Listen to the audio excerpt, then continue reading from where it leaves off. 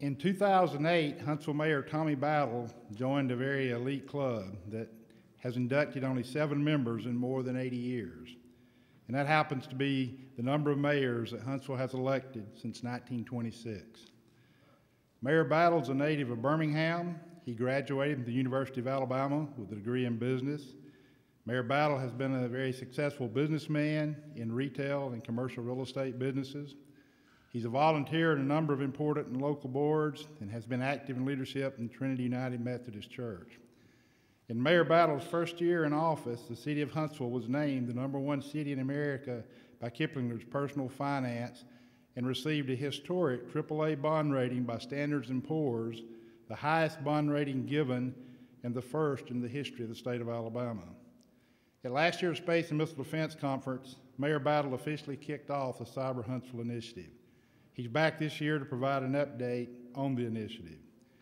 After the tornadoes, we had a summit that had DOE and DHS leadership in Huntsville, and Jeannie Mena, Director of Critical Infrastructure, Cyber Protection and Awareness at Department of Homeland Security, commented that Mayor Battle is the first mayor she has seen that briefs cyber initiatives. And not only does he brief them, he carries cyber briefings around on his iPad.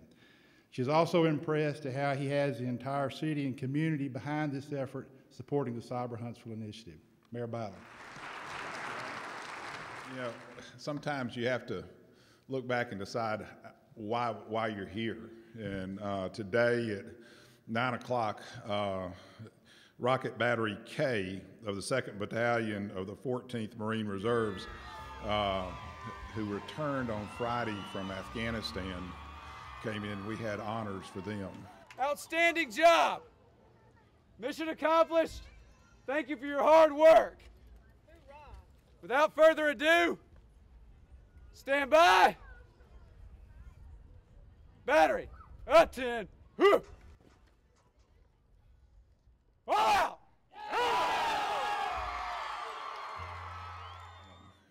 And it was really a moving, celebration of their achievements over in Afghanistan. And the most telling achievement that they had was 60 men went out, and we saw 60 men go out in December, and 60 men came back. And when those 60 men came back on the tarmac last Friday, and all the families were waiting on them, and all the families saw them, you weren't human if you didn't have a tear in your eye. And you saw those guys come back, you saw the families embrace them, but that's why we're here. That's why we're here. That's why we have a space and missile defense, so that when 60 men go out, 60 men come back.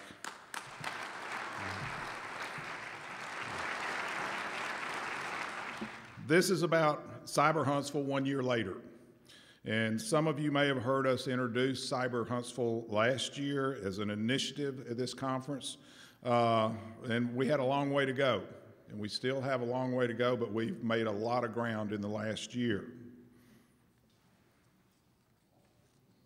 Look at that. This is high technology for a mayor, so just bear with me here. You know, and many of you remember last year, we had this slide up here. We talked about General Pace, who spoke to us about cyber. And General Pace compared the evolution of the cyber attack and cyber defense to the dawn of the nuclear age. He said, we were ill prepared for cyber attack, as is every other nation. And I would add that the United States is perhaps more dependent on information technology than any other nation, and perhaps more vulnerable than any other nation. Now, as General Formica said on Tuesday, SMDC is actively working in Cyber Command. Every component of each weapon that we use, whether it's the high-altitude airship, unmanned aerial vehicle, nano-satellite, Aegis missile, has a cyber opportunity/vulnerability. Across the board, every system has a command and control, every system has communication, every system has navigation, sensors, software, or miniaturization elements that has some cyber aspect of opportunity/vulnerability. Cyber Huntsville's mission. Huntsville's a unique place, and they don't name us one of the country's geekiest cities for no reason. Last week we were named the 4th geekiest city in the nation by Forbes magazine. I told everybody, I said, be very proud of that, because the geek that you may call a geek today, one day you will call boss, and we'll make sure of that. But we have arguably some of the best systems engineering capabilities in the world. We also have the highest concentration of engineers and scientists in the country. And it's these people, many of you, that make Huntsville a terrific place to build a world-class cyber capability. Huntsville also has a unique culture for collaboration, and that's what Huntsville Cyber is about. It's about bringing together government, industry, and academia, and bringing all of them in the Tennessee Valley together to face some extremely tough challenges in this area of cyber. We have better building blocks than any other place for the development of a cyber center of excellence with global reputation and global reach, and we are moving out on that quest. And as you can see, our mission leverages our strengths. The benefits of cyber. We have been successful in getting many members of government, industry, and academia on board with Cyber Huntsville because they recognize it's the right thing to do. They also recognize that there's a value for each of our organizations, and some of that value is seen on this chart. Our value is our creation of local jobs, influx of cyber talent, diversification of the community capabilities and business base, and enhancement of workforce and collaboration. SMDC, MDA, AMC, AMCOM will continue to be our foundation. The foundation of our industrial base is SMDC, but cyber work will allow that foundation to be solid. There's some of the major cyber areas included in the cyber operations performed by the U.S. Cyber Command, cyber intelligence exploitation, performed by the National Security Agency and the intelligence community, and the infrastructure defense are performed by the Department of Homeland Security. One of our other cyber areas is the cyber systems research, development, test, and engineering. There perhaps is no other better locale suited for this role than Huntsville. Cyber certification and test of our supply chain and missiles, launch vehicles, command and control centers, and navigation and software are all part of what we try to do to make sure that we don't have cyber vulnerabilities. Our organization, as you look on this, you can see that we have an advisory panel that is made up of industry leaders, made up of people from Redstone Arsenal, DOD, also made up from people from the academic areas of the cyber world. They give advice and assistance to our 501c6 corporation and the board of directors, the president and vice president.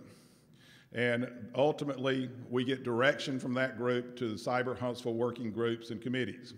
As you notice, there's no place in here that they ask for advice and assistance from mayors. There may be a reason for that, I'm not sure, but I think that we have found plenty of advice coming from different areas. As mayors, we learn early when we start talking about cyber, the cyber field and cyber energy, cyber defenses, that we are supposed to nod and nod wisely, and that's what mayors do. We nod wisely as we go through that. And let me tell you, we have probably 200 volunteers working on this effort.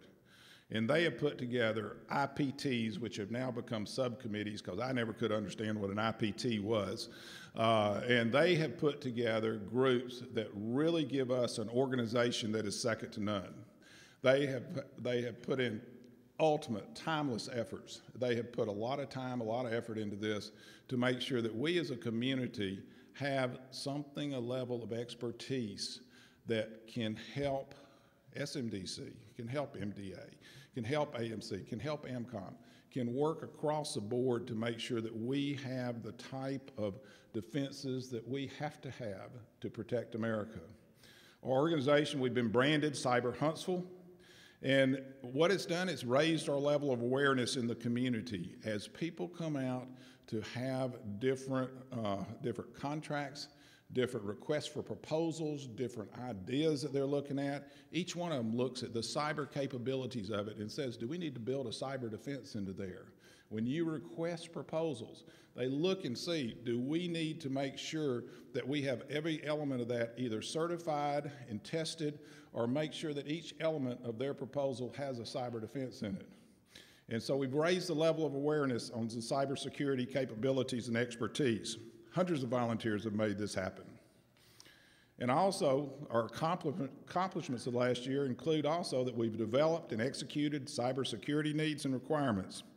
We've also started doing a survey to determine the strengths and determine the areas where we need to improve in cyber and determine the local needs for cyber support. This survey is online and in various, and you can find it on various laptops throughout the exhibit halls. If you want to help us out, please take this survey. You might also find this survey at our booth, which is booth 4001, which is in the East-West Hall area, and I encourage you to go by. We have also, besides developing the survey, we are co-sponsoring a 300-person cybersecurity summit with the Information Systems Security Assistance and InfraGuard. We had lots of great speakers who helped us broaden our knowledge, and on June 28th, we hosted VIPs from the Department of Energy as the Undersecretary level and the Department of Homeland Security at the Director level for a summit we called Resilience in Our Critical Infrastructure and Cybersecurity Summit. If you remember, on April 27th, this whole area was hit with a massive power outage because of tornadoes. If you ever want to see a tabletop on what's going to happen with a cyber attack, that's the tabletop. We were without power for 7 to 10 days. We lost power first. We lost communications second. After communications went, the financial systems went so that you didn't have a way that you could use a credit card. And that's the classic of a cyber attack. And we got to see the case of a cyber attack. Lessons learned from that have been many, and that's what we have been working with throughout the Cyber Huntsville effort. We have now gotten DOE and DHS in to help us and support us in building the template for a more robust infrastructure. We've shown them all the damage that happened from the tornadoes, but we've also shown them what happens when you go without power for 10 days. We've shown them that we need a way to have secondary sources to be able to not be dependent on the grid. So we've moved, and lastly, we've started our own 50C6 corporation. Our board and officers are largely those of who are previous IPT heads, and I still haven't figured out what an IPT is, but whoever the heads of them, they're on our board. But they are part of our 501c6 organization that allows Cyber Huntsville to manage money and includes the ability to hold events like our resilience in the critical infrastructure. Our upcoming events. Two of the major events that we have in the future are the Resiliency Assessment and Tabletop Exercise. That's a product of the summit that we had with DOE and DHS. And it will be the first ever joint DOD and DHS resiliency assessment. And it's an assessment of a type of the vulnerability that we had with Arsenal and with Research Park. And it's based on the Homeland Security Presidential Directive 7. This tabletop exercise is sponsored by the Alabama State level DHS, the City of Huntsville, and Cyber Huntsville. And the goal of the tabletop exercise is to improve regional cyber resiliency and collective response recruiting from the large-scale cyber disruption. I guess what's happened in the last year is that we've formalized some of what we do with Cyber Huntsville. We've started looking at Cyber Huntsville and how it ties back to SMDC, to MDA, to AMC, to all the different economic engines that we have sitting out on the arsenal. And also we've looked at what it does when we go beyond the arsenal, when we go back to the private sector, when we go back to the financial sector, or when we go to the utilities. And we've seen what our vulnerabilities are, we've seen what our capabilities are, and we've seen what our opportunities are. And so we've made progress in some of the critical part of providing some of the nation's cyber defenses. We have a lot of work to do through this process, and this is an open process. Let me tell you, anybody who wants to join, feel free to come by our booth at 4001 in the East-West Hall, and you will be part of this group.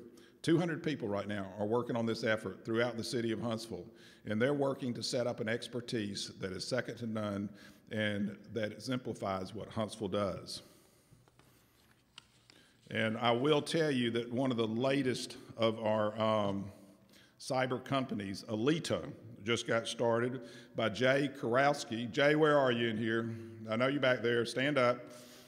Jay just started the latest of our cyber companies, just started his own Alita, and he's got it in his pool room in the back of his house, but it is a great cyber company, and he is now starting to make progress on it. But Jay has been one of the stalwarts of our efforts as we come through.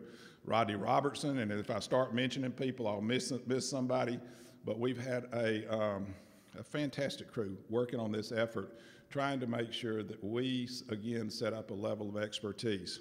And the end result is, A, we make the country a little bit safer.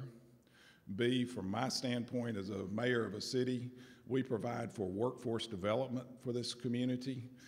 We provide for a workforce that will be here not only in 5 years, 10 years, 15 years, but this will be a long-term 20, 25, 30-year workforce that will provide work for the citizens of Huntsville. So I thank you for all your efforts in this. I thank all of our volunteers who have done such great work in here.